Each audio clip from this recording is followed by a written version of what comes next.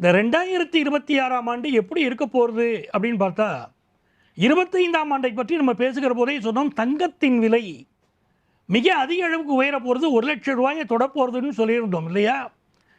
இப்போ நீங்கள் குறித்து வச்சுக்கலாம், இந்த ஆண்டும் தங்கத்தில் இன்வெஸ்ட் பண்ணலாம். ஒரு கிராம் விலை 15,000 தொடும். அந்த அளவுக்கு தங்கத்தின் விலை உயரப் போகிறது, வெள்ளியின் விலை உயரப் போகிறது.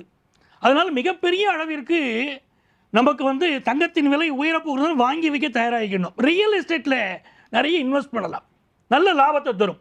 அதே போல் இந்த ஆண்டு பார்த்தீங்கன்னா, ஒரு நாடு நல்லா இருக்கணுமா, அந்த நாட்டில் ஆன்மீகம் தழைத்தோங்கணும்.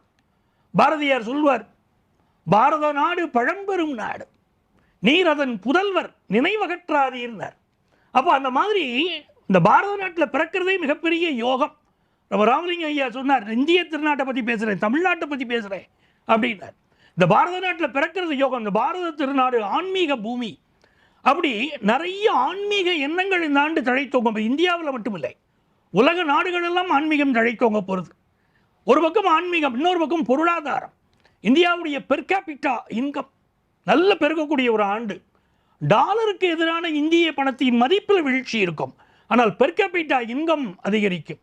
தனஸ்தானத்தில் சந்திரன், காலபுருஷ தத்துவத்துடைய தனஸ்தானத்தில் சந்திர பகவான் உச்சமாக இருக்கார். அப்போ நல்ல தன பிராப்தி அது ஏற்படக்கூடிய காலகட்டம் இது இருக்கும்.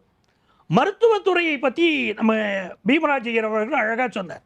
இந்த மருத்துவத்துறையில் இந்த ஆண்டு பார்த்தீங்கன்னா நிறைய கண்டுபிடிப்புகள், இந்த சுகர் கம்ப்ளைண்ட்டுக்கு மருந்து கண்டுபிடிக்கிறது, கேன்சருக்கு மருந்து கண்டுபிடிப்பது இந்த ஆண்டு நிகழும். அதனால் பல மரணங்கள் தடுக்கப்படும். ஒரு நல்ல விஷயம் கைகூடி வரப்போகிறது இந்த பூமியில். அப்படி ஒரு யோகமான காலம். அதே நேரத்தில் இந்திய திருநாட்டில் பாம்பே போன்ற பகுதிகளிலெல்லாம் சில பாதிப்புகள், இயற்கை சீற்றங்கள் இந்த ஆண்டு இருக்கும்.